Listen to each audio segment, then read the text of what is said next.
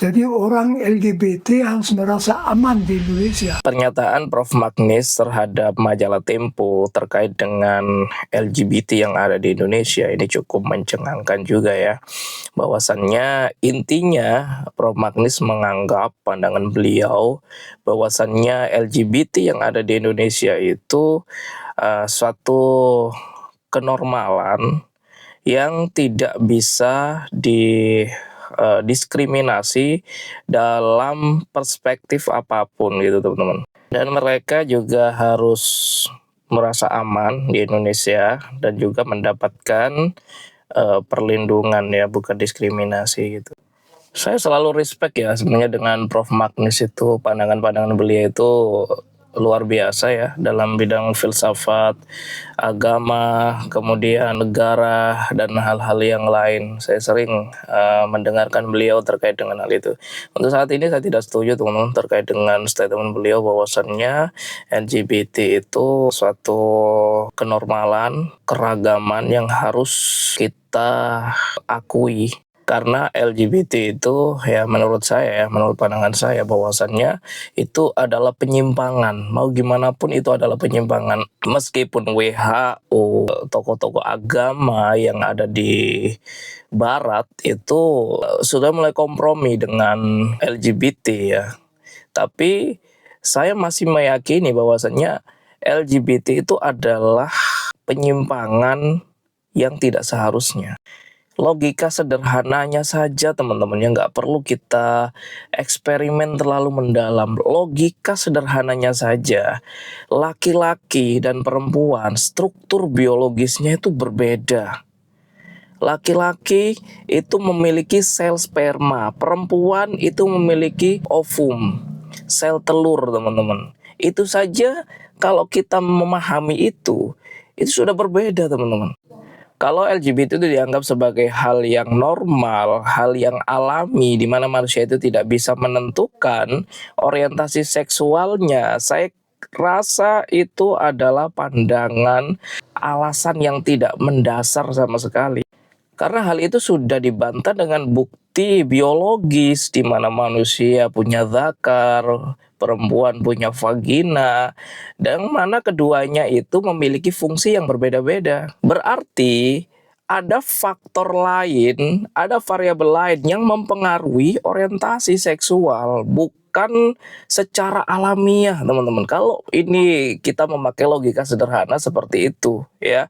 Misalnya gini, saya dulu tidak suka yang namanya kopi waktu kecil.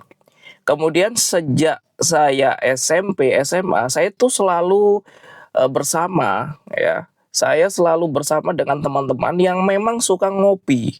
Akhirnya saya minum kopi. Ya, pertama, kedua tetap merasakan gak enak. Lama-lama saya itu suka kopi dan seneng ngopi. Bahkan kalau tidak ngopi sehari pun itu rasanya gak enak.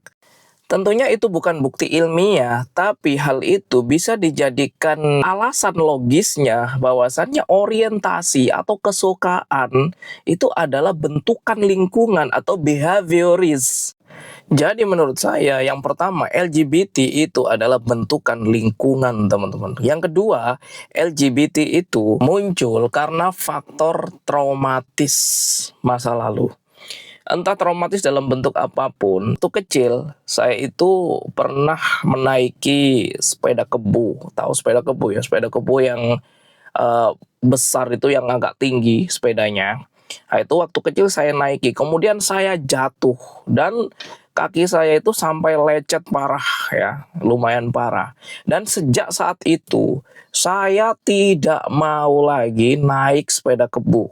Bahkan sampai saya remaja, sampai saya dewasa itu nggak pernah naik sepeda kebu. Bahkan dulu ketika waktu kecil ada tetangga saya yang ngajak menggunakan sepeda kebu, saya tidak mau karena ada rasa ketakutan tersendiri gitu teman-teman. Tapi saya belajar sepeda yang lain, saya mencari alternatif lain, yaitu menggunakan sepeda yang lebih kecil. Sepeda jengki, kalau kalian tahu sepeda jengki itu yang ada keranjangnya itu saya mau menaiki itu dan saya belajar itu. Dan menurut saya itu adalah analogi sederhana teman-teman, bahwasannya LGBT itu bukan secara alamiah, melainkan karena faktor traumatik masa lalu. Entah mungkin dia pernah mengalami kekerasan yang dilakukan oleh ibunya. Ini kalau laki-laki ya, yang dilakukan oleh teman wanitanya. Entah itu dilakukan oleh pasangannya yang dia cintai, mungkin dia mengalami sakit yang luar biasa waktu menjalani hubungan dengan orang yang disayang tersebut. Kita tidak tahu ya. Yang jelas, menurut saya itu adalah rasa traumatik yang dialami kepada yang dilakukan oleh lawan jenis, sehingga dia itu mencari alternatif orientasi lain untuk mendapatkan kenyamanan sosial, untuk mendapatkan perhatian sosial gitu teman-teman ya.